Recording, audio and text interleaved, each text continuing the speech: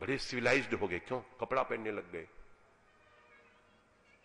वस्त्रीकरण को तुम सभ्यता का पर्याय मानते हो क्या?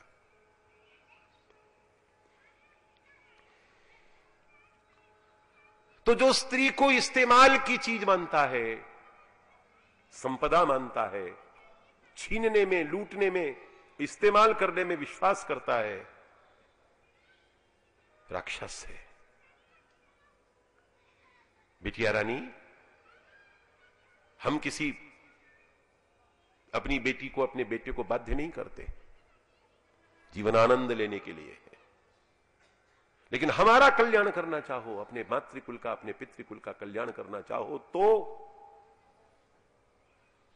महर्षि विश्रवा के साथ विवाह करो और उनकी संतानों को अपनी कोख से जन्म दो। हम कांटे से कांटे को निकालेंगे। कितना खतरनाक होता है। विवाह के पीछे सारी पृष्ठभूमियों और पूर्वापर परिणामों को, दूरवर्ती परिणामों को देख लेना चाहिए कि मोहतरमा आई हैं, इश्क का जाल फेंक रही हैं, कहीं इसके पीछे कोई दुर्विसंधि, कोई षड्यंत्र तो नहीं है। लेकिन कौन सोचेगा?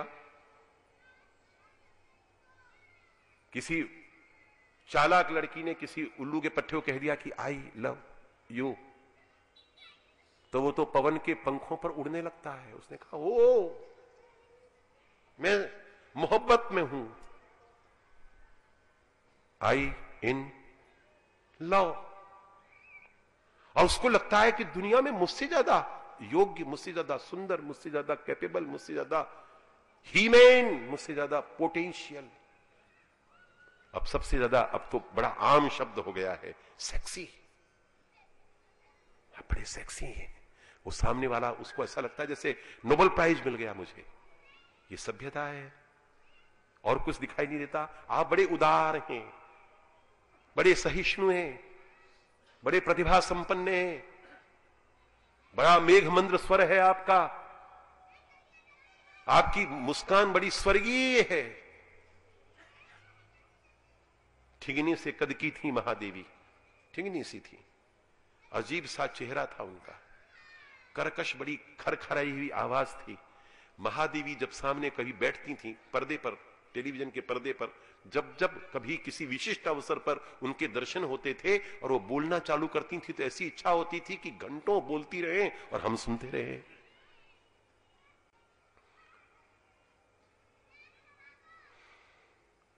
तो तुमको ये विशेषताएं नजर नहीं आती? हमारी लता जी ठिंगनी है, लंबी हैं क्या? जो स्त्रियोचित सौंदर्य के प्रतिमान है, उनमें कहीं लता जी फिट होती हैं क्या बाबा? होती हैं।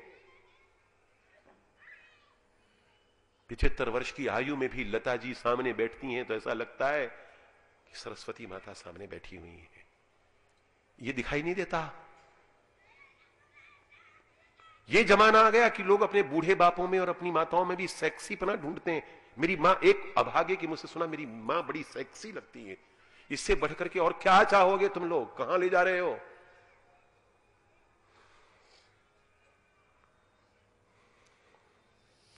मैं नाम नहीं लूंगा, लेकिन एक बड़े दिग्गज फिल्मकार ने पर्दे पर वक्तव्य दिया कि मैं अपनी बेटी, इतनी टैलेंटेड, इतनी अच्छी बेटी है मेरी, अगर मैं उसका बाप नहीं होता तो उसे शादी कर लेता। कुछ बाकी रहा बाकी?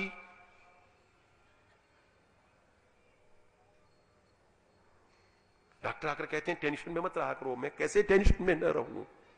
मैं तो दिन रात ये सोच सोच करके छींचता रहता हूं कि कितने सौभाग्यशाली थे वो लोग जो चले गए, हम कितने अभागे हैं जो ये दिन देखने के लिए रह गए। ये जमाना देखना था हमें।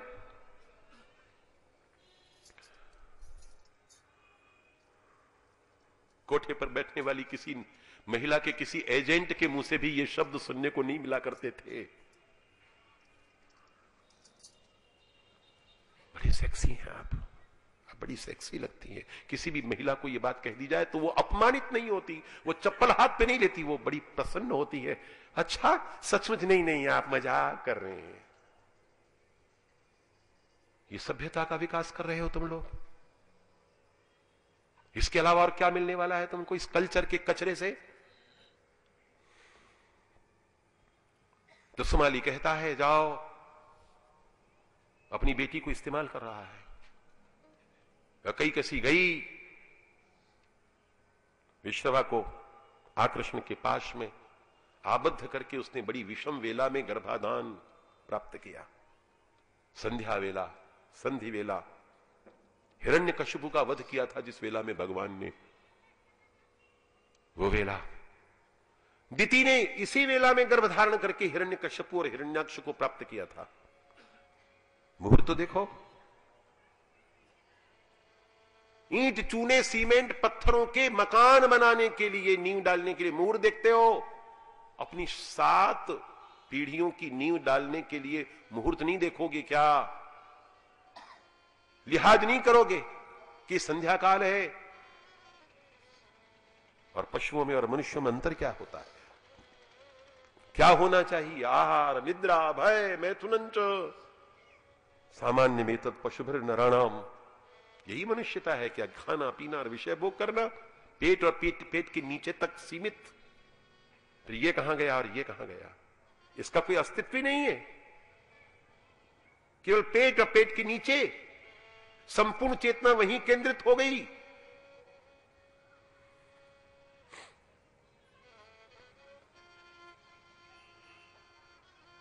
विश्रवा ने कहा बड़े घोर कर्मा पुत्र होंगे,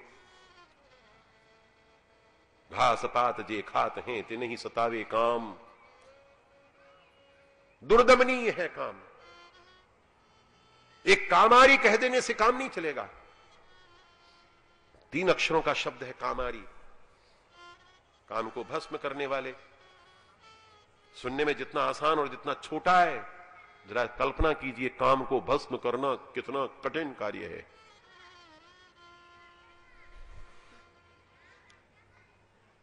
विश्रवा की बुद्धि भ्रमित हुई, सब कुछ जानते पूछते देह धर्म में प्रवृत्त हो गए और परिणाम स्वरूप पुत्रों का जन्म हुआ। 3 बेटे। अपनी आशंकाओं का शमन करने के लिए उस बड़े बेटे का नाम रख दिया दशमुख। अब आप कल्पना कीजिए, दशमुख, एक मुख से दूसरा मुख, दूसरे से तीसरा, तीसरे से चौथा, फ्रंटियर मेल के डब्बों के समान इधर भी इधर भी। आप उसको कंपोज कैसे करेंगे? उसका एडिटिंग कैसे करेंगे? यानी बीच में एक गर्दन है और ये सिर है, एक गर्दन पर एक सिर तो होना ही होना चाहिए ना। अब बाकी के बचे 9, तो 9 का विभाजन कैसे करोगे? 4.5 इधर, 4.5 इधर, ऐसे करोगे क्या? कैसे करोगे? तो 5 इधर और 4 इधर, ऐसे करोगे तो बैलेंस बिगड़ेगा कि नहीं बिगड़ेगा? एक सिर का बोझा कम से कम 8 किलो नहीं 5 किलो मान लो, इतना तो कम से कम। रावण का सिर है तो 5 किलो से ज्यादा का ही होना चाहिए। तो उसका बैलेंस बिगड़ेगा, एक तरफ 5 किलो कम, दूसरी तरफ 5 किलो ज्यादा, तो गर्दन या तो यूं रहेगी या यूं रहेगी। कल्पना कीजिए रावण की ऐसी। फिर ये एक सिर के साथ एक गर्दन, ये इस एक सिर के साथ एक गर्दन, जरूरी है कि नहीं है? एक के साथ यूं इधर लगा दोगे, इधर लगा दोगे, उन सबको ब्लड सर्कुलेशन किस सिस्टम से करवाइएगा आप? 4 वेद और 6 शास्त्र, ये जिसके मुखाग्र हो वो दशमुख है। मुख को आनन कहते हैं, दशानन है। कंठस्थ हो दशकंठ, कंठ को ग्रीवा कहते हैं, दशग्रीव। नाम रखा दशमुख। द्वितीय पुत्र हर्ष में नशे में रहते थे, नींद के नशे में। कोई बात उनके कान में डाली जाती थी तो ऐसा लगता था जैसे घड़े में डाल दी, वापस रिटर्न नहीं होती थी। उसका नाम कुंभकर्ण रखा। तीसरे पुत्र का नाम विभीषण, यानी जो भीषण नहीं है, सौम्य है, शांत है, सरल है, निर्मल अंतःकरण है जिसका। थोड़े बड़े हुए, कुबेर आते थे पुष्पक में बैठ करके, विश्रवा के साष्टांग प्रणाम करते, अपने भाई, छोटे छोटे भाई बहनों को प्यार करते, उनके लिए उपहार लाते। कई किसी ने एकांत में ले जाकर एक दिन अपने बेटों को कहा कि देखा तुमने तुम्हारे भाई का ऐश्वर्य, इस प्रकार का ऐश्वर्य तुमको भी प्राप्त करना चाहिए, और बिना तपस्या के कोई फल प्राप्त नहीं होता। विभूति प्राप्त करो, ऐश्वर्य प्राप्त करो। तपस्या करो। मां की प्रेरणा से तीनों ने तप प्रारंभ किया। कठोर तप के बाद भगवान ब्रह्मदेव प्रकट हुए। रावण ने अमरत्व का वरदान मांगा। भगवान ने कहा ना, नहीं, विकल्प ढूंढो, विकल्प मांगो। तो रावण ने कहा तो फिर दीजिए कि मैं अजेय बनूं। न राक्षसों के द्वारा, न गंधर्वों के द्वारा, न सिद्धों के द्वारा, न किन्नरों के द्वारा, न देवताओं के द्वारा, न असुरों के द्वारा किसी के हाथों मेरी मृत्यु ना हो। मन की इच्छा अनुसार मैं चाहे जहां जाना चाहूं वहां मेरी गति हो और इच्छा अनुसार रूप परिवर्तन। एक विशिष्ट वरदान के एवज में 3 वरदान प्राप्त किए रावण ने। विभीषण के सामने भगवान हुए तो विभीषण ने चरणों में गिरकर कहा, आपसे बढ़कर के प्राप्य और क्या है? आप मेरे सामने, मैं आपके चरणों में, आप मुझसे पूछ रहे हैं कि मैं क्या चाहता हूं। इससे बढ़कर के किसी मरण धर्मा मानव का कोई उत्कर्ष हो नहीं सकता। तो प्रभु सुनिए, मैं आपको चाहता हूं। भगवान ये सुनने के लिए तरसते रहते हैं कि कोई मेरी असंख्य संतानों में कोई तो ये कहे कि मैं तुम्हें को चाहता हूं। जो चाहता है वो सुखों को चाहता है, संपदा चाहता है, साधन चाहता है, विभूति चाहता है, ऐश्वर्य चाहता है, सफलता चाहता है, धन चाहता है। कोई नहीं कहता कि मैं तुमको चाहता हूं।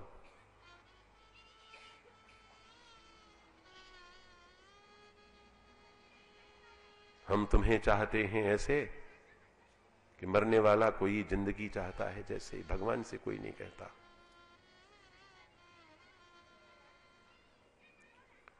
विभीषण ने कहा, आपको चाहता हूं मैं,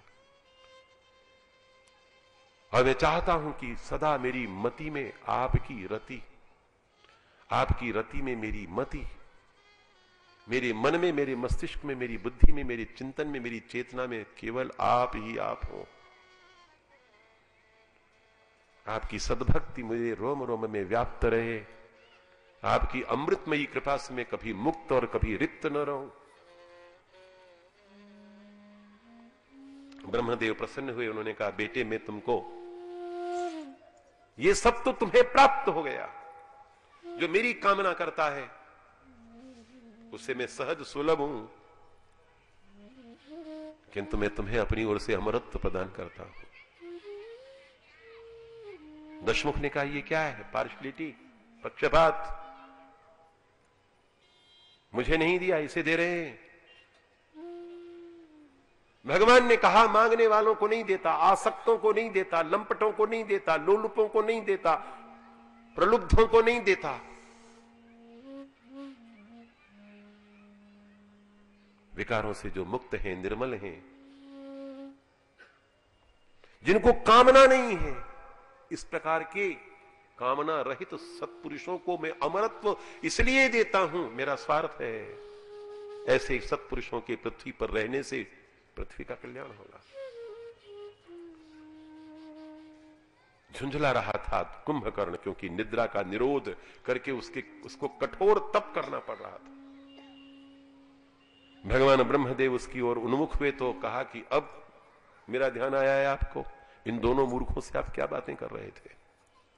ये क्या जाने जिंदगी क्या है, जिंदगी का सुख का है क्या है, काहे का अमरत्व, कैसा अमरत्व?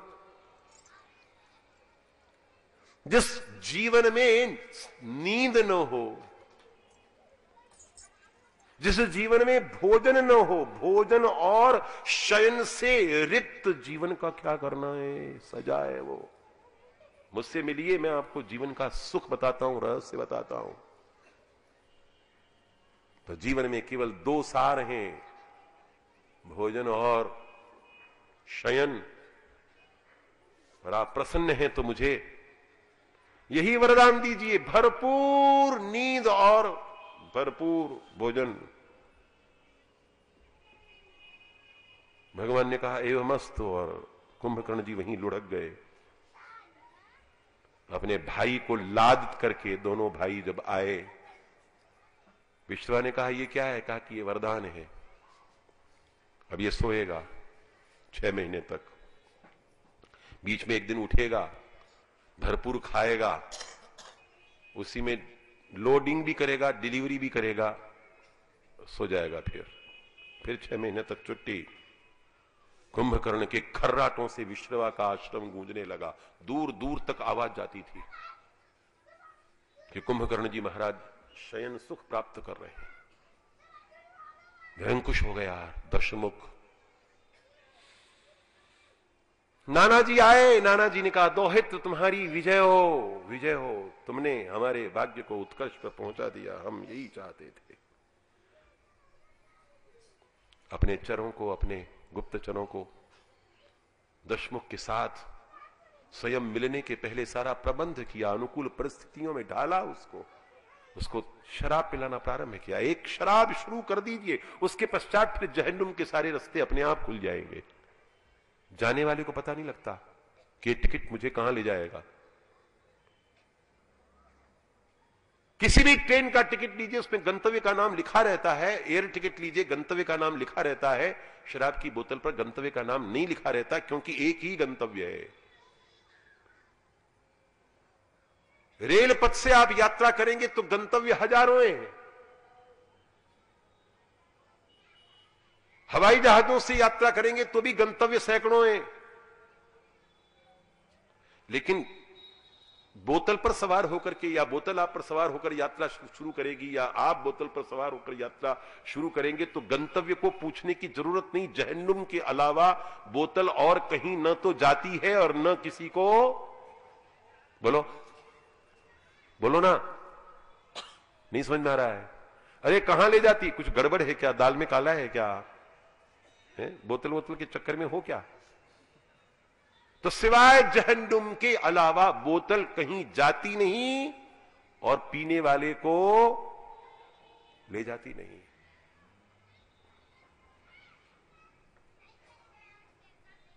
और एक बड़ी मजे की बात यह है, जो भांग पीने वाला, मैं बिल्कुल नहीं छूना, हाथ नहीं लगाना। कोई बड़ा से बड़ा महापुरुष भी आकर कह दे कि भांग भगवान शंकर पीते हैं, तो पहले पूछना कि भाई चश्मदीद गवाह कोई है? कहीं लिखा है? ये इतना बड़ा पाखंड है भगवान शंकर को भांग पिलाना। भगवान शंकर का की नकल करना है तो बेटे पोटाशियम साइनाइड का एक कैप्सूल मुंह में डालकर देखना, फिर बता मुझे कैसा मजा आ रहा है। हलाहल पचा सकता है क्या? जहर पचा सकता है क्या? जीवन के वैषम्य का कालकूट पी सकता है क्या? और उसको कंठस्थ करके संसार को अमृत का दान कर सकता है क्या? तू क्या भगवान शंकर की और कोई क्या भगवान शंकर की नकल करेगा? भगवान शंकर अनुकरणीय नहीं है, उनकी लीला करणीय नहीं है, अद्वितीय है, अनुपम है।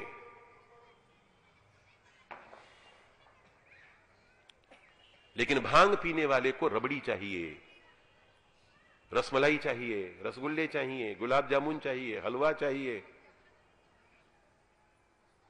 हमें तो यहां किसी से गवाही से पूछ भी नहीं सकता ना, कोई लाज के मारे कहेगा भी नहीं बीच में समाज के अंदर कि हाँ महाराज बिल्कुल ठीक कह रहे हैं आप। लेकिन दारू पीने वाले को प्याज चाहिए, अचार चाहिए, चखना चाहिए, चटपटी चीजें चाहिए। मैंने कहा भाई क्यों? कहा कि महाराज बड़ी कसेली कसेली होती है, उससे जरा सहायता मिलती है। मैंने कहा डॉक्टर ने प्रिस्क्रिप्शन में लिखा है क्या कि पीना बहुत ज्यादा जरूरी है? अब डॉक्टर खुद पीता हो तो क्या किया जाए?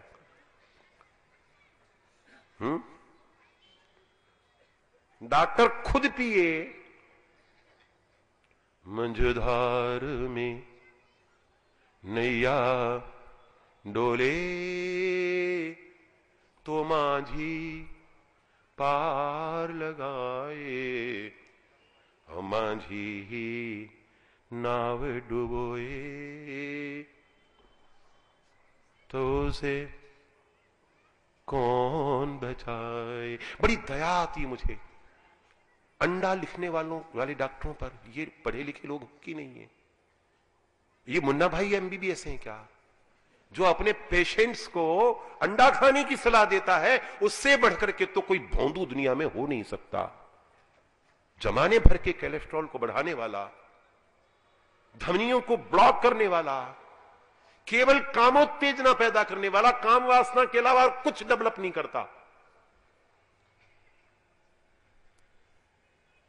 दूध काहे से उत्पन्न होता है? करुणा से, वात्सल्य से। बिना वात्सल्य के दूध की कल्पना नहीं कर सकते आप। किसी कुमारी कन्या के वक्ष में दूध नहीं उतरता, शादीशुदा के भी नहीं उतरता, 9 महीने तक नहीं उतरता। जब शिशु जन्म लेता है, अपने आप स्तनों से ममता की, वात्सल्य की, करुणा की धारा बहने लगती है। करुणा से उत्पन्न होता है दूध। दूध पीने वाले के मन में करुणा उत्पन्न होगी, वात्सल्य उत्पन्न होगा, प्रेम उत्पन्न होगा। अंडा करुणा से पैदा होता है क्या? मुर्गी संसार के वात्सल्य से द्रवित होकर के अंडा निकाल देती है क्या? अंडे की जड़ क्या है? सेक्सुअल इंटरकोर्स ही उसकी जड़ है। काम वासना के बिना अंडा पैदा होता नहीं, और काम वासना से पैदा होने वाले अंडे को खाने से काम वासना के अलावा और कोई चीज डेवलप होती नहीं है। क्यों आग में पेट्रोल डाल रहे हो? भागो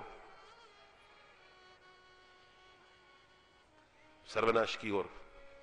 सारी की सारी मानवता को अग्रसर करने वाले भस्मासुर, जिसके सिर पर हाथ रख दें उसी का सत्यानाश हो जाए। तो रावण प्रवृत्त हुआ, पहले मदिरा में प्रवृत्त हुआ, उसके बाद मांस में प्रवृत्त हुआ। कबाब, कलेजी, मछलियां बड़ी टेस्टी होती, तो कच्ची चबाओ ना। जैसे खीरा खाया जाता है कच्चा, मूली खाई जाती है कच्ची, गाजर खाई जाती है कच्ची, पका हुआ टमाटर खाया जाता है कच्चा। खा सकते हो कि नहीं खा सकते हो? हरी हरी मटर के दाने छील करके कच्चे खा सकते हो कि नहीं? खाते हो कि नहीं खाते हो? स्वाद आता है कि नहीं आता है? बोलो, आता है कि नहीं आता है? छुरे की जरूरत है, चाकू की जरूरत है, नमक मिर्च मसाले की जरूरत है, आग पर चढ़ाने की जरूरत है। ऐसे कच्ची मछली क्यों नहीं खाते? कच्चा बकरा क्यों नहीं उधेड़ते? उधेड़ नहीं सकते, तुम्हारे नाखून इसके लिए बनाए नहीं गए। तुम्हारे नाखूनों से बकरा उधेड़ा जा सकता है क्या? भेड़िए उधेड़ सकते, चीते उधेड़ सकते हैं, सियार उधेड़ सकते हैं, लकड़बग्घे उधेड़ सकते हैं। तुम अपने नाखूनों से बकरे को नहीं उधेड़ सकते, क्योंकि तुम मांस खाने के लिए पैदा नहीं किए गए हो, और तुम्हारे दांत कचर कचर मांस को, हड्डियों को करड़ करड़ चबा नहीं सकते। अपने दांतों को कुत्ते के दांतों से मिलाकर देखो ना, कुत्तों के समान दांत हैं क्या तुम्हारे? नहीं है। तो फिर तुमको अधिकार किसने दिया? तुम्हारी आंतें मांसाहारी प्राणियों की आंतों जैसी नहीं है।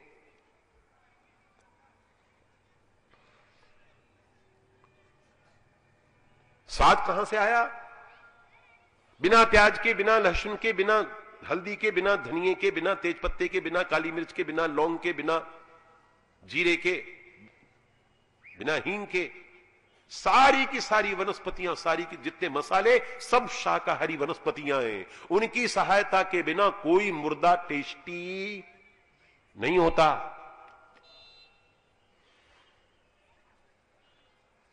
शुरू हुआ, उसके बाद फिर सुंदरियां शुरू हुई, सब रिलेटेड हैं एक दूसरे से। दूध पीना चालू करोगे तो दूध किसके साथ जुड़ोगे? तो गाय से जुड़ जाओगे, गाय से जुड़ोगे तो गोपाल से जुड़ जाओगे, गोपाल से जुड़ोगे तो सीधे गोलोक पहुंचोगे। शराब से जुड़ोगे तो अंडा आएगा, मांस आएगा, मछली आएगी, शराब इसी के दरवाजे खोलती है, सुंदरियां आएंगी, और उसके पश्चात सीधे जहन्नुम रसीद होने के अलावा दूसरा कौन सा रास्ता है बताइए? तो रावण जी अग्रसर हो गए, ब्रेक लेस गाड़ी में एक्सीलेटर फ्री पतन की ओर अग्रसर हो गए।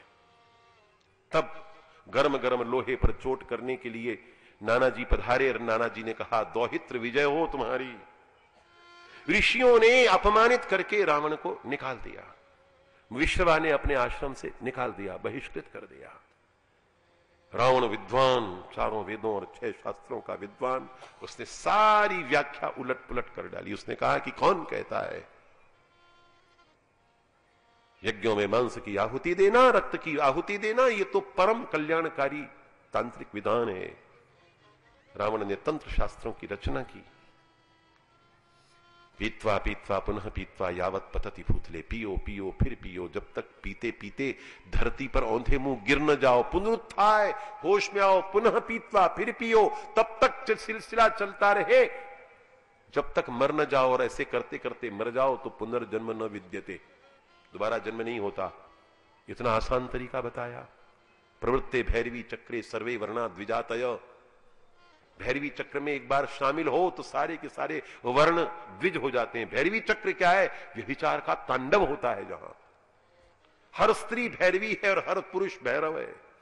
कोई रिलेशन, सांसारिक पारिवारिक पवित्र रिलेशन नहीं रहते। मातृ योनिम परित्यज्य विहरेत सर्व योनिषु।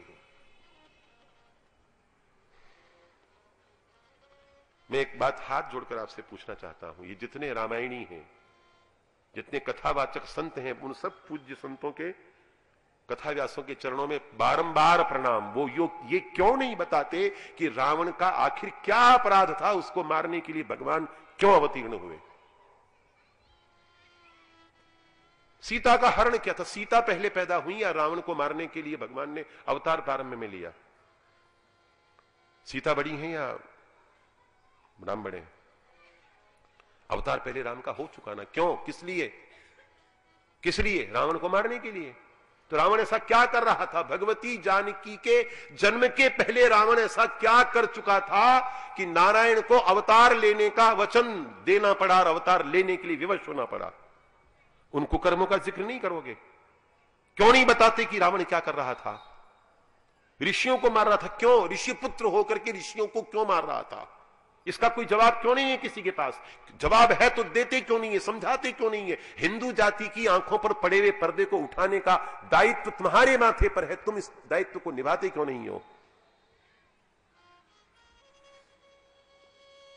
मनुष्य के पास विद्या है, मनुष्य के पास बुद्धि है, मनुष्य के पास विकसित मन है। मन क्यों है?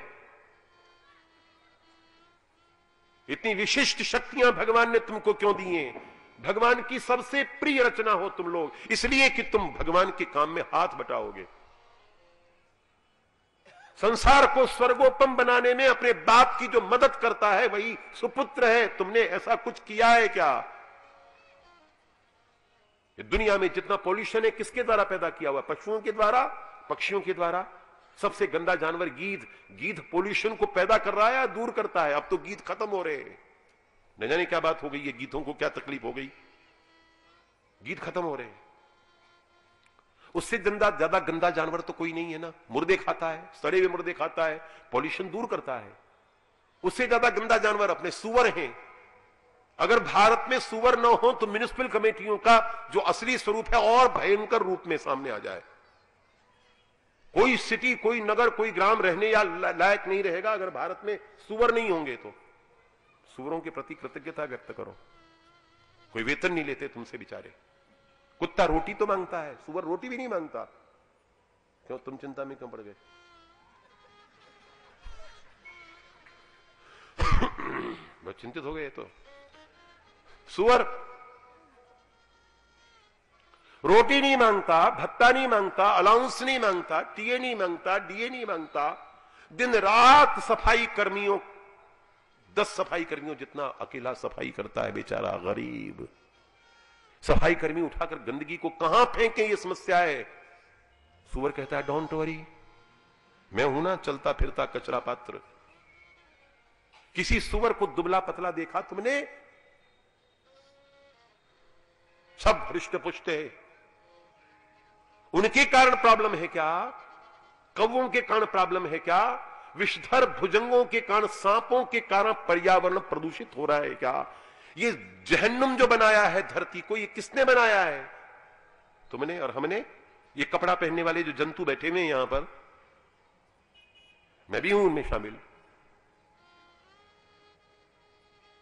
बंगले बनाने वाले जंतु, कारों पर चलने वाले जंतु, अंग्रेजी पढ़ने वाले जंतु, बड़े बड़े ऊंचे पदों का निर्माण करने वाले और उनको हथियाने वाले जंतु। पहले पद बनाएंगे और पद बना करके उनको हथियाने के लिए मारकाट करेंगे, घुर्राएंगे, और भी बहुत सी कड़वी कड़वी बातें बोल सकता हूं, लेकिन फिर कोरबा में आना जाना सदा के लिए बंद हो जाएगा। कौन बुलाएगा गालियां सुनने के लिए? ओनली वन पीस हूं मैं, सारे देश भर में गालियां देता हूं, और गालियां सुनने के लिए कोई जिनका दिमाग फिर जाता है वो बुला लेते हैं। एक बार गलती हो जाए दोबारा क्यों बुलाते हो यारो? ये क्या तरीका है जीने का? सारी प्रॉब्लम्स की जड़ हमने पृथ्वी को रहने योग्य नहीं रखा। तो सुपुत्र हैं भगवान के, तो भगवान की मदद करो ना। कैसी धरती भगवान ने हमको दी है, कैसा पवित्र पर्यावरण भगवान ने हमको दिया है, कितना सौंदर्य, कितना लावण्य। भगवान की अमृतमयी कृपा बरस रही है चारों ओर, और हम उसमें जहर घोल रहे हैं। भगवान ने इसलिए जन्म दिया था, मेरी मदद करेंगे। और हमने पशुओं पर, पक्षियों पर, जीवों पर, जंतुओं पर, वृक्षों पर, वनस्पतियों पर मनमाने अत्याचार प्रारंभ कर दिए। मानवता के सिक्कों को, सुनहरे सिक्कों को ढालने वाली जो टकसालें थी, उनको हमने कचरा पेटी बना दिया। देवियों को भोग की चीजें बना दिया। रावण की बात मानी जाए तो सब कुछ खाने योग्य है, सब कुछ भोगने के योग्य है। इंद्रियों की बात मानोगे तो बचोगे। मेरे जैसे सावधानी से, मैं संयमी नहीं बोल रहा हूं अपने आप को ना, अपने आप को मार्क्स दूंगा तो तुम कहोगे कि वाह खुद ही मार्क्स ले रहा है। लेकिन इतना डर डर करके, कंट्रोल कर करके खाने वाला आदमी, ये नहीं खाऊंगा, ये नहीं खाऊंगा, ये नहीं खाऊंगा, वो नहीं खाऊंगा, वो नहीं खाऊंगा, उसके बावजूद मधुमेह हो गया मुझे, इसके बावजूद हो गया। डराने वाले डराते रहते हैं। आज भगवान, हमारे डॉक्टर साहब का नाम क्या है? विनोद कुमार अग्रवाल, भगवान उनको लंबी उम्र दे। तो उन्होंने जनरल चेकिंग मेरा करके मुझे सर्टिफिकेट दे दिया, ये कुछ नहीं, आप बिल्कुल निर्मल हैं एकदम। इतना होने के बावजूद खतरा मंडराता रहता है। उसके बाद भी डॉक्टर कहते हैं कि खबरदार रहिएगा, संयम से रहिएगा, एकदम नाप नाप करके, ये मत खाइएगा, वो मत खाइएगा। तो किसने कह दिया कि सब कुछ खाने योग्य है? किसने कह दिया कि सारी की सारी धरती बिगाड़ने के योग्य है? रावण ने कहा सब, एवरीथिंग, सब कुछ भोगने के लिए है, सब कुछ भोग्य है। और फिर उसको धर्म का स्वरूप। अब तो वैसे ही अंग्रेजी की कृपा से संबंध सारे समाप्त हो गए, लेकिन हमारे यहां जितने संबंध, क्योंकि हमारे यहां परिवार था इसलिए संबंधों के नाम थे, वहां संबंध है ही नहीं।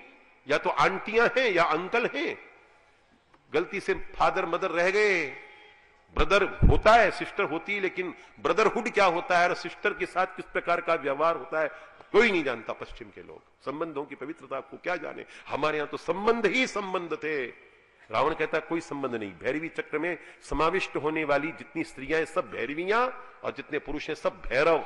उनमें केवल एक ही संबंध, सेक्सुअल रिलेशन, और कुछ नहीं। वो महान पुण्य का कार्य है। और उसका जो भ्रष्टाचार का आचार है वो परम तांत्रिक। मध्यम मांसंच मीनंच मुद्रा मैथुन में वच एते पंच मकारा स्यु मोक्षदाही युगे युगे। खालसा पंथ के पंच ककार हैं, केश, कंघा, कच्छा, कृपाण, कड़ा। पंच ककार गीता, गायत्री, गाय, गोविंद और गो नहीं, गीता, गंगा, गायत्री, गाय और गोविंद। क्या है ये? पंच गकार हैं, हिंदुत्व के पंच प्राण हैं। गीता, गंगा, गायत्री, गाय और बोलो गोविंद। रावण जी ने कहा नहीं, पंच मकार हैं। मछली, मध्यम मांसम च मीनंच। मध्यम पहले तो मदिरा, मांसम च मीनंच। अब ये मछली और मांस को अलग अलग क्यों किया? मांस, मछली शाकाहारी होती है क्या? शाकाहारी होती है, तो मांस नहीं होता। मछली में जो होता है, जो कुछ भी होता है, मांस नहीं होता है क्या? बकरे में तो मांस होता है, मछली में क्या होता है? केसर कस्तूरी होती है। तो मांस मांस है, चाहे मछली का हो, चाहे उड़ने वाले का हो तो मांस है, तैरने वाले का हो तो मांस है। मांस तो मांस है। मध्यम मांसंच मीनंच मुद्रा मैथुन में वच एते पंच मकारास्य हो मोक्षदा ही युगे युगे। इन पांचों मकारों का जो सेवन करता है वो युग युग तक मोक्ष। बताइए आप। ऋषियों ने कहा कि तू म्लेच्छ है, असुर है, राक्षस है। तो जो काम चर्चेज कर रहे हैं वही काम, उनका भी सारा का सारा विस्तार वनों में, और रावण जी के वाम मार्ग का भी सारा का सारा विस्तार वनों में। शूर्पणखा और ताड़का के नेतृत्व में ऋषि कुमारों को प्रलोभन देना, कामिनी का, कंचन का, सुरा का, सुंदरी का और स्वादिष्ट व्यंजनों, मांसाहारी व्यंजनों का, और जो कन्वर्ट हो जाएं वो ठीक, उनके द्वारा वाम मार्ग का विस्तार करना, और जो स्वीकार न करे उन ऋषियों को, मुनियों को, महात्माओं को, संतों को मार डालना। मैं छोड़ जा रहा हूं आपके पास, इसके अलावा और कोई रावण का दुष्कर्म हो तो आप ढूंढ कर मुझे बता दीजिएगा।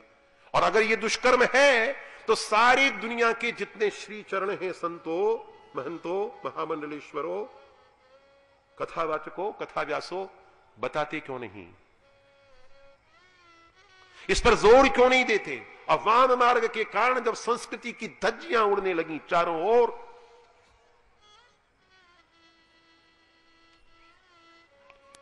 और ऋषियों, मुनियों, महात्माओं का संहार होने लगा, आतंक चरम सीमा पर पहुंच गया।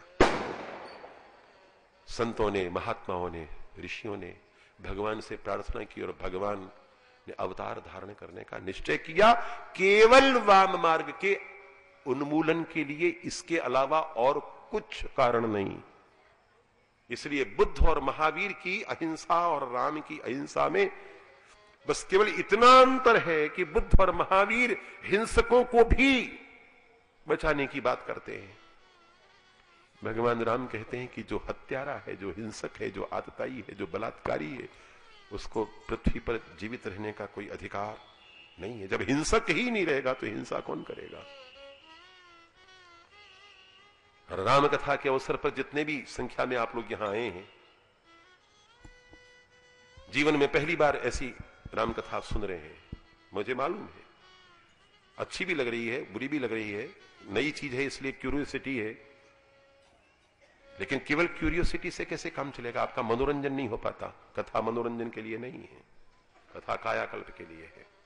और कायाकल्प करना है तो कायाकल्प करो कि अपने जीवन को राम के उपयुक्त, भक्ति के उपयुक्त बनाओ। मांसाहारी भक्त नहीं हो सकता, बलात्कारी भक्त नहीं हो सकता, लंपट भक्त नहीं हो सकता, मदिरापान करने वाले को भक्ति कभी सिद्ध हो ही नहीं सकती। सुई के छेद में से हाथी निकल सकता है, लेकिन भगवान के दरवाजे से मांसाहारी नहीं निकल सकता। ये बात गांठ बांधनी चाहिए। सब कुछ खाओ, मैं बड़ा शौकीन हूं खाने का। भगवान ने रसना दी है, स्वादेंद्रिय दी है, तो पूरी तरह से रसास्वादन करो ना।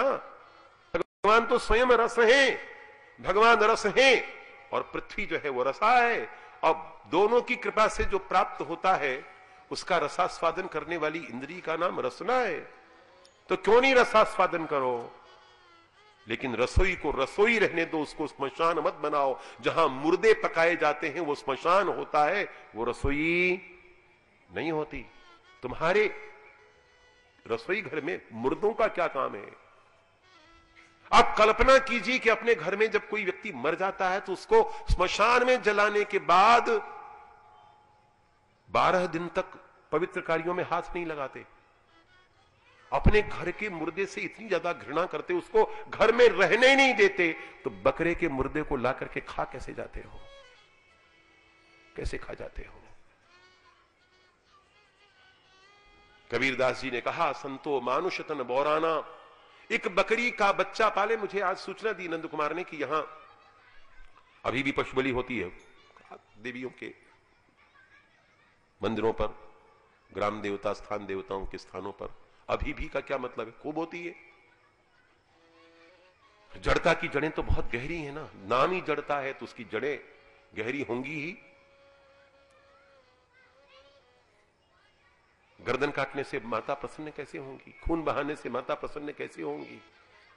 कम से कम सोचना चाहिए। किसी के जीवन के अधिकार को छीन करके आप अपने जीवन के लिए आशीर्वाद प्राप्त करते हैं। न भूतो न भविष्यति, ऐसा कभी हो ही नहीं सकता। भगवती पार्वती ने स्वयं कहा है, मम नामना अथवा यज्ञे पशु हत्याम करोति यः क्वापितं निष्कृतिर नास्ति कुंभी पाक मवाप्नुयात। जो मेरे नाम से अथवा यज्ञ में पशुओं की हिंसा करते हैं उनकी कभी मुक्ति नहीं होती और वो कोटि कोटि वर्षों तक कुंभी पाक नामक नरक में सड़ते रहते हैं। क्वापितं निष्कृतिर नास्ति।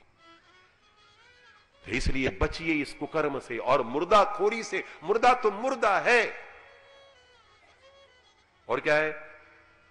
एक बकरी का बच्चा पालें, उसको खिलाएं दाना, और मूंड काट दुर्गा को चढ़ावें, फिर मांगे वरदाना। कबीरदास कहते, संतो मानुष तन बोराना। एक मुर्दा बाहर से लाए, बकरी का मुर्दा, बकरे का मुर्दा जो काटा था वहां पर, बाहर से लाए, नौन मिर्च खीसाना, और उस मुर्दे की बनी रसोई सब घर करत बखाना। संतो मानुष तन बोराना। हाउ टेस्टी, हाउ जायका, क्या जायका है, बड़ा लजीज है। क्या मुर्दा? 2 घंटे तक मसाला पीस रहे हैं, भून रहे हैं, 2-3-4 घंटे में तैयार। मांस सबसे ज्यादा देर में सीझता है, क्योंकि जितना इतना चूल्हे पर इतनी देर लगा रहा है, पेट में कितनी देर लगाएगा? सुपाच्य है क्या वो? एक बकरी का बच्चा पालें, उसको खिलाएं दाना, मूंड काट दुर्गा को चढ़ाएं, फिर मांगे वरदाना। एक मुर्दा बाहर से लाए, नौन मिर्च खीसाना, उस मुर्दे की बनी रसोई सब घर करत बखाना। संतो मानुष तन बोराना। और उसके बाद फिर क्या हुआ? यहां तक रहती बात तो कोई बात नहीं थी, लेकिन आगे देखिए ना कितना बड़ा कबाड़ा है। एक मुर्दा घर ही में हो गए, होते रहते, मरते रहते हैं लोग, जवान मौतें हो जाती हैं। तो भाइयों, उनको नॉन मिर्च घी साना नहीं साना, उन पर चद्दर ताना। क्यों ताना? क्यों नहीं साना? जब घास फूस खाने वाला बकरा इतना टेस्टी होता है, तो जिंदगी भर जिसने बादाम का हलवा खाया है वो कितना टेस्टी होगा, जरा सोचो ना। और अपने घर का प्रोडक्शन, अपने घर की उत्पत्ति, उसको क्यों फेंकना? उसको एकात्मता, एकात्म मानववाद मिला लो ना। वो न रहे, तुम न रहो,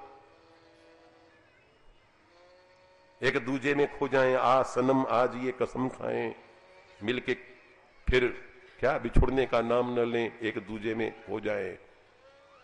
तो 14वीं के चांद को काट पीट करके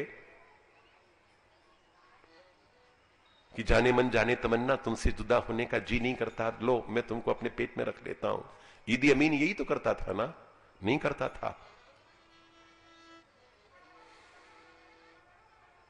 कहत कबीर सुनो भाई साधो, ये पद है निर्वाणा, जो इस पद की निंदा करी है हुई है नरक निशाना।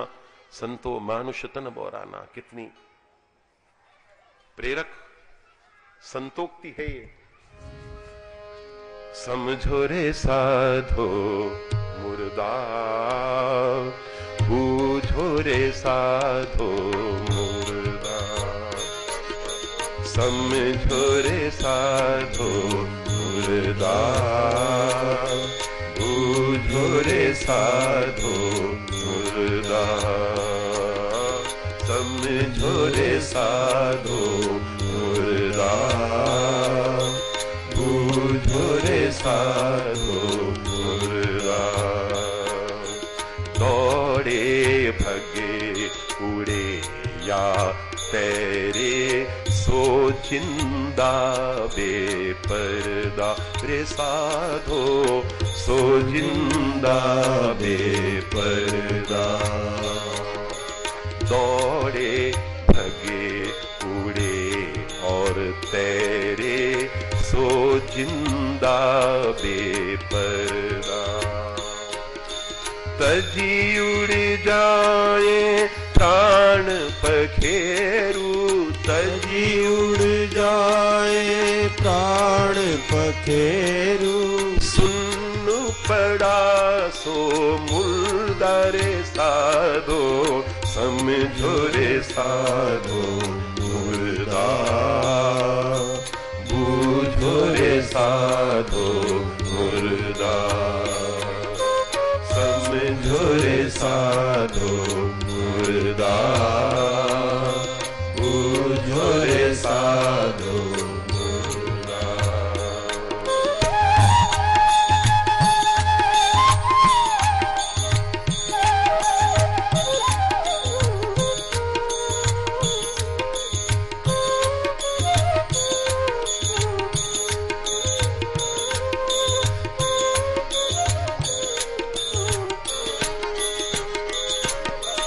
बकरा भेड़ा पाड़ा भैंसा, जो काटा सो मुर्दा रे साधो, जो काटा सो मुर्दा।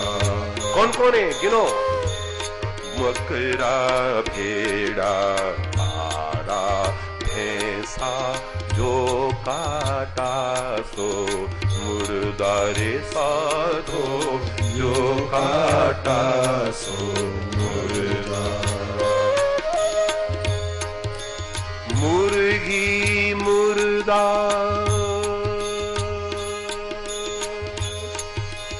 मुर्गी मुर्दा, मछली मुर्दा, मुर्गी मुर्दा, मछली मुर्दा, जो रांधा सो मुर्दा रे साधो, समझो रे साधो मुर्दा, सूझो रे साधो मुर्दा, समझो रे साधो मुर्दा, बूझो रे साधो मुर्दा।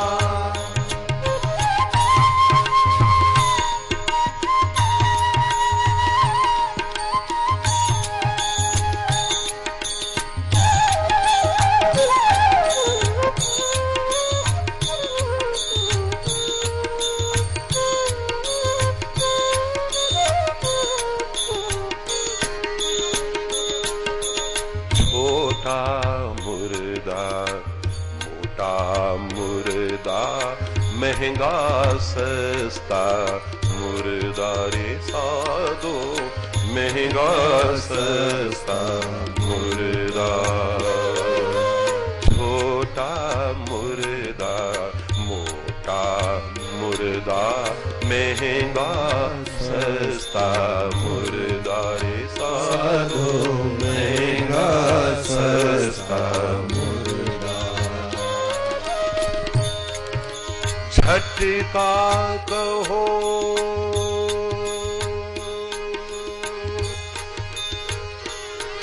हलाल कहो, या झटका कहो हलाल कहो, या मुर्दा आखिर मुर्दा रे साधो, समझो रे साधो मुर्दा,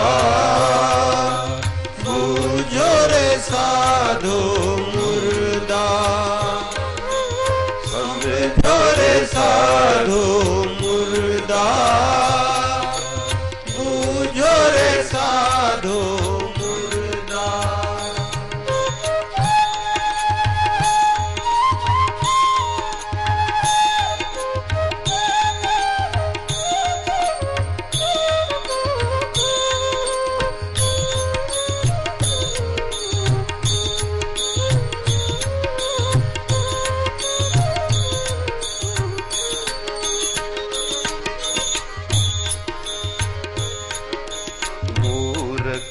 कहे चिकन बिरयानी, ज्ञानी कहे ये मुर्दा।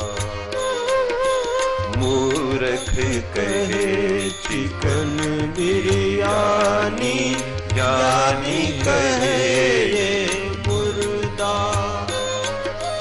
मूर्ख कहे कबाब कलेजी, मूर्ख कहे कबाब कलेजी, मूर्ख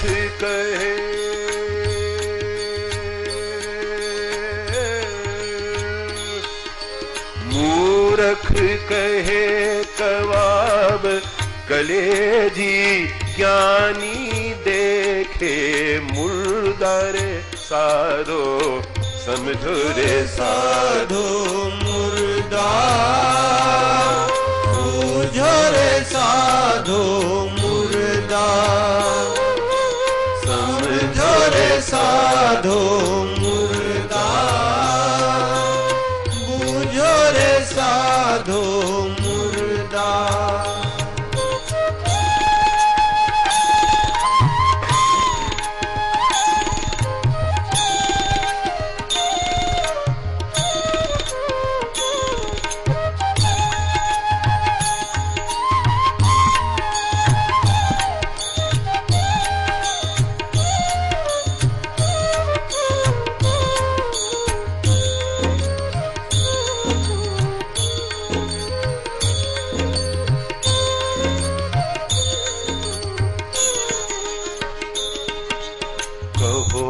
जानवर या जाने मन, जान नहीं सो मुर्दा।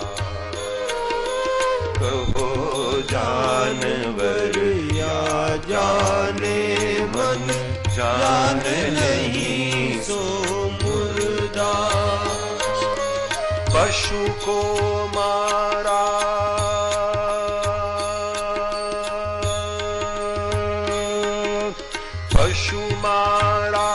या प्रीतम मर गए, पशु मारा या प्रीतम मर गए, जो भी मरा सो मुर्दारे साधो, समझो रे साधो मुर्दा, समझो रे साधो मुर्दा, समझो रे साधो मुर्दा, बूझो रे साधो मुर्दा।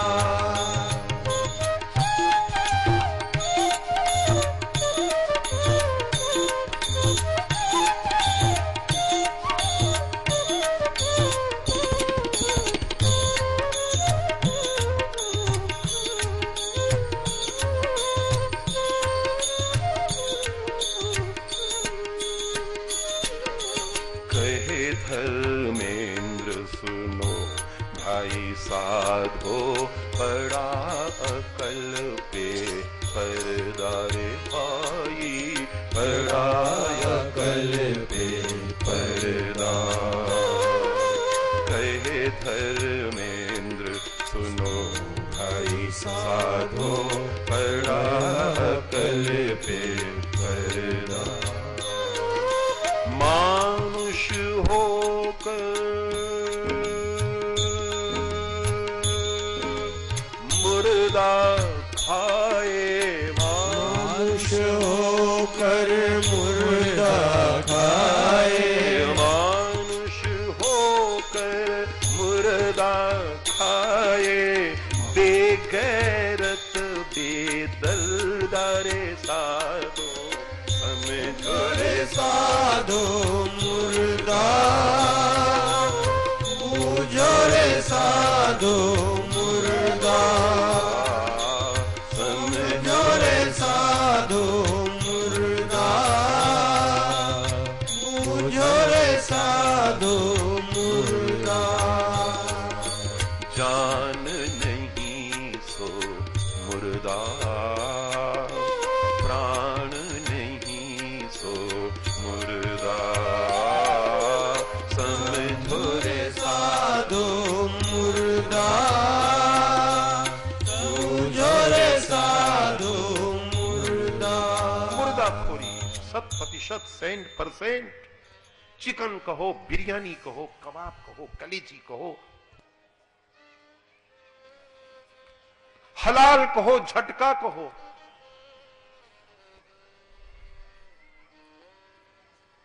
एसी फर्स्ट क्लास के डब्बे में मैं और मेरे सामने की सीट पर दो मुसलमान साहबजादे, बड़े खूबसूरत, खूबरू, 25-26 साल की दोनों की उम्र। कोलकाता जा रहे, मैं भी वो भी, हम तीन के अलावा चौथा कोई नहीं। सांझ ढली तो साहबजादों ने मुझसे कहा हम नमाज पढ़ें तो कोई ऐतराज? अब मैं क्या क्या कहता उनको कि भैया कहीं ऐतराज नहीं, दुकानों पर पढ़ो तो ऐतराज नहीं, सड़कों पर पढ़ो तो ऐतराज नहीं, सड़कों की सड़कें तुम ऑक्यूपाइड करते हो तो ऐतराज नहीं। बेचारे उनसे क्या कहता मैंने कहा बिल्कुल नहीं, कतई नहीं, ऐतराज हिंदू को होता ही नहीं, मैं तो हिंदू हूं। इतनी बातें मैंने नहीं की, मैंने कहा ना बिल्कुल नहीं। अब वहां जगह नहीं है नमाज पढ़ने की, तो एक बाहर खड़ा रह गया। एक भाई ने पहले जहां नमाज बिछा करके नमाज अता की, उसके बाद वो बाहर खड़ा हुआ, उसके बाद उसने की। मेरे पर घड़ों पानी पड़ता गया, क्योंकि मैंने कभी इस उम्र के किसी हिंदू युवक को इस वेला में भगवान की प्रार्थना करते नहीं देखा। ताली बजाने की बात नहीं, कर्म ठोकने की बात है। और उसके बाद रेल कर्मचारी, भोजन कर्मी आया और उसने कहा कि खाना आएगा। उन्होंने कहा हां आएगा। क्या खाएंगे? उन्होंने कहा कि हलाल का मीट मिले। हलाल का मीट। बहुत ध्यान से सुनो बताओ, आप लोगों को क्या कहूं, आप तो आप ही हैं। तो जो जवाब उसने दिया, उसने कहा कि हलाल का ही मीट आता है। झटका कहां धरा है? जितने हिंदू खटीक थे, उन्होंने सब ने खटीकपना छोड़ छोड़ करके फलों की, सब्जियों की, न जाने किन किन चीजों की तिजारत शुरू कर दी। और 5 स्टार होटलों में जो सप्लाई होता है, जो मांस, वो सारा का सारा जिन कसाई खानों से आता है, सब में झटका कहीं नहीं होता, हलाल ही हलाल होता है। चुल्लू भर पानी में डूब मरने की मेरी इच्छा हुई। मैंने कहा एक भी हिंदू लड़का, छोकरा, छोकरी और बड़े लोगों को भी ये सोचने समझने की का अवकाश ही नहीं है कि जहां हम मुर्दा खाने के लिए जा रहे हैं, वो मुर्दा झटके का है या हलाल का है। अंग्रेजी पढ़े लिखे मुसलमान लड़के नमाज पढ़ते हैं और खाने के पहले पूछते हैं कि ये मीट झटके का तो नहीं है, क्योंकि झटके का तो हराम है। वो झटका और हलाल क्या हुआ कि हिंदू जब गर्दन काटता है तो एक झटके में गर्दन काटकर फेंक देता है, ताकि मरने वाले जानवर को कम से कम तकलीफ हो। मुसलमान कसाई जब मारता है तो छुरा लेकर के उसको रेतता रहता है, धीरे धीरे धीरे वो जानवर छटपटाता रहता है, अपना खून बहता देखता रहता है, अपनी आंखों से अपना खून बहता देखता रहता है। 1.5 मिनट में, 2 मिनट में गर्दन तराशी जाती है, तब तक वो छटपट छटपट। ये क्या है? ये हलाल है। अगर एक झटके से मार दिया तो वो हराम है, क्योंकि जानवर को, मरने वाले को तकलीफ तो हुई ही नहीं। अब तुम ढोल नगाड़े बजाते रहो कि सब धर्म समान है। जहां दया के लिए, जहां यानी हिंदू मुर्दाखोर इस बात का ध्यान रखता है कसाई कि मरने वाले को तकलीफ कम हो, एक झटके में खत्म हो जाए। मुर्दा वो भी खा रहा है। मुर्दा आज किसी हिंदू को ये जानने की बिल्कुल फुर्सत नहीं है कि जो खा रहे हैं हम, बकोस रहे हैं मुर्दा, वो झटके से मारा गया है या रेत रेत करके, गला रेत रेत करके मारा गया है। पत्रकार महोदय ने आकर पूछा हिंदुत्व क्या भविष्य क्या नजर आता है? मैंने कहा कतई अंधकार में, 15-20 साल में समाप्त हो जाएगा अस्तित्व। कोई कथा, कोई सत्संग, कोई कुछ नहीं बचा सकेगी। ये हालत ये है। आने वाले 5 साल के बाद, 10 साल के बाद सारे हिंदू छोरे गोमांस खाएंगे। उनको बताने की आपके पास फुर्सत ही नहीं है। अब बताओगे तो वो मानेंगे नहीं, क्योंकि जानबूझ करके तुम अपने पेट में गांठ लगा, जिसकी हैसियत नहीं है, वो भी अपना पेट काट काट करके अपनी छोकरियों को कॉन्वेंट स्कूलों में पढ़ा रहा है। तुमको शत्रुओं की क्या जरूरत है हिंदुओं? तुम तो खुद अपने शत्रु हो। मुसलमान तुम्हारा क्या बिगाड़ सकते हैं, ईसाई तुम्हारा क्या बिगाड़ेंगे, तुम तो खुद अपने दुश्मन हो।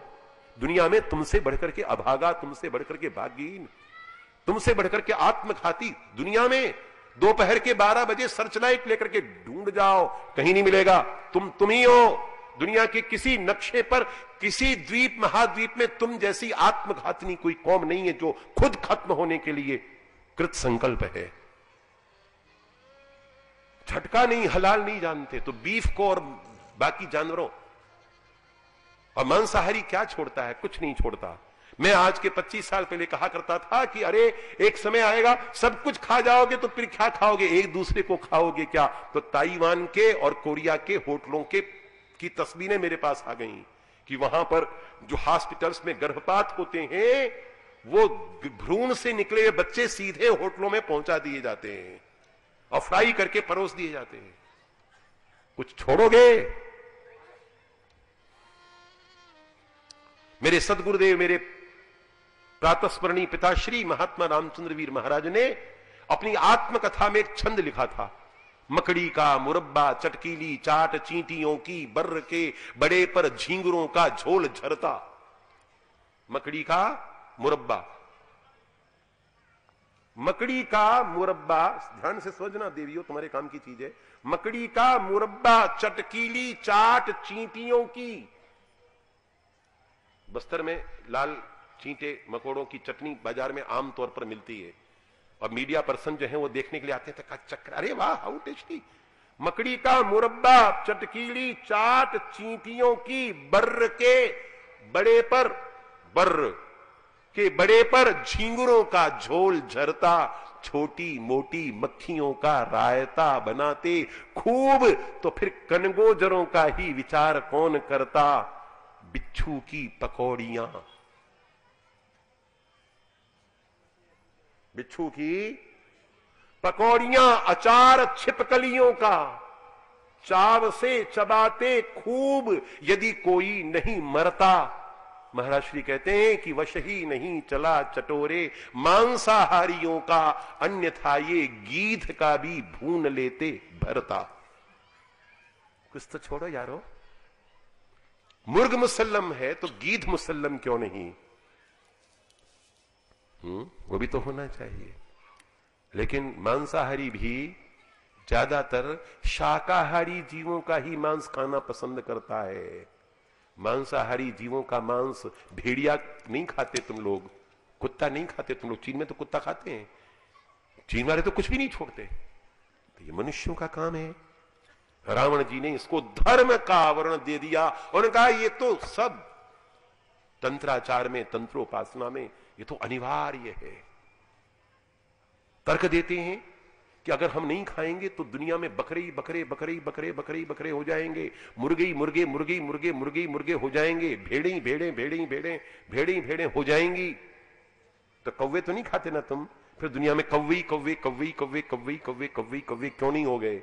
छिपकलियां तो भी खाना चालू नहीं किया ना, फिर छिपकलियां ही छिपकलियां क्यों नहीं हो गई? कुछ छोड़ दो। कौन बोल रहा है? नंद कुमार साय जैसी आवाज आई है? अभी नंद कुमार साय जैसा आदमी ये पूछे तो बड़ा विचित्र। नंद कुमार साय हिंदुस्तान का एकमात्र पॉलिटिशियन जो नमक नहीं खाता, जहां जाता है वहां समस्या पैदा कर देता है। वो बेचारा सोचता है कि क्या खिलाऊं इसको। इतना बड़ा नेता हमारे घर पर आ गया, पहले मध्य प्रदेश का अध्यक्ष रहा भारतीय जनता पार्टी का, फिर छत्तीसगढ़ में भी रहे ना अध्यक्ष, और फिर विधानसभा में प्रतिपक्ष के नेता भी रहे। इतना बड़ा बिग पर्सनैलिटी नमक नहीं खाता, अब इसको क्या खिलाएं? मैंने पूछा भी क्या खाते हो? कहते महाराज कभी चना खा लेता हूं, कभी चबेना खा लेता हूं, कभी कुछ नहीं खाता हूं, कभी ऐसे ही जो कुछ सलाद वलाद मिल जाता है काम चला लेता हूं। राष्ट्रपति भवन में इस व्यक्ति को निमंत्रण मिलता ही होगा, वहां जाकर के ये श्रीमान जी क्या करते होंगे? तो ढूंढते फिरते होंगे कि सलाद कहां है, या कोई स्वीट डिश ढूंढते फिरते होंगे। अच्छा, वाह, कमाल है, कमाल है। तो ये एक उदाहरण है कि जो व्यक्ति संयम का पालन करना चाहे उस व्यक्ति के लिए कहीं कोई कठिनाई नहीं है। और जो अपने मन पर, अपनी जीभ पर कंट्रोल नहीं कर सकता, वो अपनी पार्टी पर क्या कंट्रोल करेगा और अपने देश पर क्या कंट्रोल करेगा, अपने परिवार पर भी क्या कंट्रोल करेगा। इससे ज्यादा मैं बोलूंगा तो बोलोगे कि बोलता है, बहुत कुछ बोलने के लिए, मेरे पास जितना बोलने के लिए उतना किसी पास है ही नहीं। और मेरी सबसे बड़ी बीमारी यही है कि मैं बोलता हूं और अगर मैं चुप रहता तो न जाने कितना आनंद उपभोग करता मैं, लेकिन मेरी जबान मेरी दुश्मन बन जाती है। सोचिए भाइयों, सुधर जाओ, सुधर जाओ। ये मनुष्यता का काम नहीं है साहब। खाने के लिए भरा पड़ा है। नंद कुमार जी चाहते हैं कि मैं बताऊं कि क्या क्या खाऊं। रे बाबा, देखो ना चारों ओर भगवान ने तुम्हारे लिए क्या क्या नहीं पैदा किया है, क्या क्या चीजें। भगवान स्वयं कन्फेक्शनर बन करके तुम्हारे लिए व्यंजनों की कतार सजाए बैठे हैं भगवान ने। अब तुम सोचो कि आम की बात छोड़ दो, मैं तो आम का दीवाना हूं और लोग मुझसे पूछते हैं कि राम का प्रमाण क्या है। मैंने कहा आम है ना। अगर राम नहीं होते तो आम कौन पैदा करता। आम कोई मामूली चीज है। कितनी खट्टी कैरियां। मेरे बाल्यावस्था में मेरे नाना जी के यहां बड़े आम के, अभी भी मेरे मामा लोग आम एक्सपोर्ट करते हैं। तो मैं कच्ची कच्ची कैरियां और नमक के साथ करड़ करड़ नमक के, वो पिसा हुआ नमक नहीं होता था, और वो चबाते थे हम, बड़ा आनंद आता था। अब मैं चबाऊंगा तो 3-4 दिन तक दांत मेरे किसी काम के नहीं रहेंगे। कितनी खट्टी कैरियां जिनको सुखा करके आप अमचूर बनाते हैं और परिपक्व होकर के कैसा अमृतोपम रसाल बन जाता है। दुनिया में आम से बढ़कर के क्या है। भगवान की कृपा दिखिए आप, सैकड़ों प्रकार की वैरायटियां आम की। भगवान ने केले बनाए, इससे बढ़कर के और क्या आश्चर्य की बात हो सकती है। भगवान का बनाया वो हलवा जिसमें से कुछ भी छोड़ने लायक नहीं है। चीकू खाने के लिए भी थोड़ा एक्सरसाइज तो करना पड़ता है, उसको बीज निकलता है, ऊपर के छिलके बड़ी मुश्किल से अलग होते हैं। लेकिन केले को एक हाथ में लो, दूसरे हाथ से यूं छीलो, खाते जाओ और अंत में छिलका फेंक दो। न हाथ खराब हुए, न कांटे की जरूरत, न चम्मच की जरूरत। पैकिंग बड़ी परफेक्ट और बड़ी कोमल, बड़े आराम से छीलिए और खाइए। भगवान की कितनी बड़ी कृपा है। अंगूर, रसगुल्ले तो अभी 150 साल पहले पैदा हुए। रसगुल्ले के पहले भगवान ने अंगूर बनाए, भगवान ने लीचियां बनाई, भगवान ने खरबूजे बनाए, भगवान ने तरबूज बनाए। तरबूज तो कमाल कर दिया कि तपते हुए रेगिस्तान की भट्टी में, सुलगती हुई बालू में शरबत के रंगीन गोले भगवान ने बनाए, कलरफुल, संगीत इसके यानी सॉफ्ट ड्रिंक के, ड्रिंक समझिए उसको, खाद्य शरबत के गोले। क्या क्या नहीं। भगवान ने जामुने पैदा की, भगवान ने बादाम पैदा किए, भगवान ने पिस्ते पैदा किए, भगवान ने चिलगोजे पैदा किए, भगवान ने अखरोट पैदा किए, भगवान ने काजू पैदा किए, भगवान ने। और फिर देखिए गजब की बात कि अगर ताजा रूप में खाओ तो अंगूर है और सुखा लो तो किशमिश। किशमिश, मैंने कहा ये किशमिश खाओ, ये अंग्रेजी की बहुत बड़ी पवित्र चीज है। ये दुनिया में दो ही परिस्थितियां हैं, या तो आदमी, आजकल के छोकरे छोकरियों को समझाने के लिए, या तो आदमी किस करे या आदमी मिस करे। और किसमिस खाए तो न किस करने की जरूरत न मिस करने की जरूरत। कितनी पवित्र चीज है किसमिस। मुनक्का खाओ ना, किसमिस खाओ ना, छुआरे खाओ ना, खजूर। सल्लल्लाहु अलैहि वसल्लम, हजरत पैगंबर नबी के जो मोमिन हैं, अरब में भी भगवान ने कितनी कृपा की कि भाई चलो इनके लिए भी एक चीज ऐसी बनाओ जिससे कि, कितनी प्यारी चीज है। भरा पड़ा है, संतरे हैं, नारंगी नागपुर की, और फिर उसी की क्वालिटी मौसमी। भगवान ने खीरे बनाए, भगवान ने ककड़ी बनाई, भगवान ने गाजर बनाया, भगवान ने मूली बनाई, भगवान ने बथुआ बनाया, भगवान ने मेथी बनाई, भगवान ने पालक बनाया, भगवान ने लौकी बनाई, भगवान ने इतना बड़ा कद्दू बनाया, भगवान ने आलू बनाए, आलू भी क्या गजब की चीज बनाई, भगवान ने ओल, जिमीकंद, भगवान ने सूरन बनाया। सैकड़ों प्रकार की, भगवान ने परवल बनाया, भगवान ने भिंडी बनाई, भगवान ने करेला बनाया जो इतना कड़वा होने के बाद भी तुम्हारी जबान पर चढ़ता है तो उतरने का नाम नहीं लेता। भगवान ने क्या क्या नहीं बनाया। भगवान ने गेहूं बनाया, भगवान ने जौ बनाया, भगवान ने ज्वार बनाया, भगवान ने बाजरा बनाया, भगवान ने मक्का बनाई, और मक्का की रोटी के साथ खाने के लिए भगवान ने सरसों का साग बनाया। बताइए ऐसा कॉम्बिनेशन कहां से मिलेगा? सरसों का साग और मक्का की रोटी। त्रिभुवन का साम्राज्य छोड़ा जा सकता है मक्का की रोटी और सरसों के साग के लिए। पिज्जा क्या चीज होती है? भाभी जी खुद तो आई स्वाई, ले पिज्जा कहां से ले आई? दुनिया भर का बासी मैदा से भरा हुआ, पेट को खराब करने वाला, संपूर्ण डाइजेस्टिक सिस्टम को चौपट कर देने वाला पिज्जा, चाउमीन, बर्गर। अरे मक्का की रोटी पर, सौंधी सौंधी मक्का की रोटी पर मक्खन डाल करके सरसों के साग के साथ खाओ। 10,000 पिज्जे एक मक्का की रोटी पर कुर्बान है। क्या क्या नहीं बनाया भगवान ने। भगवान ने इडली बनाई, भगवान ने डोसे बनाए। एक सज्जन ने कहा कि नहीं, ये इडली डोसे भगवान ने नहीं बनाए। अरे मैंने कहा तो ये इडली डोसे बनाने वाले जो है उनको किसने बनाया?